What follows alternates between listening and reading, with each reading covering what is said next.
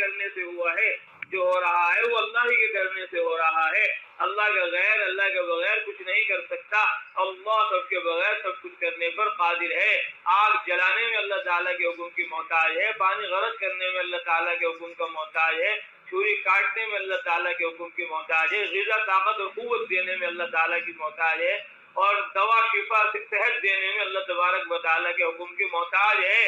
اور اللہ تبارک و تعالیٰ شفا دینے میں دوائیوں کا محتاج نہیں ہے، پھل دینے میں باغات کا محتاج نہیں ہے، غلہ دینے میں زمینوں کا محتاج نہیں ہے، قوت دینے میں غذاؤں کا محتاج نہیں ہے۔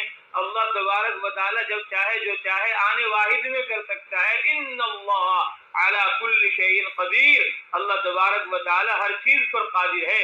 رات اللہ کے قبضے میں ہے، دن اللہ کے قبضے میں ہے، صبح اور شام اللہ کے قبضے میں ہے۔ ان فی خلق السماوات والارض واختلاف اللیل والنہار لآیات لأولی الالباب۔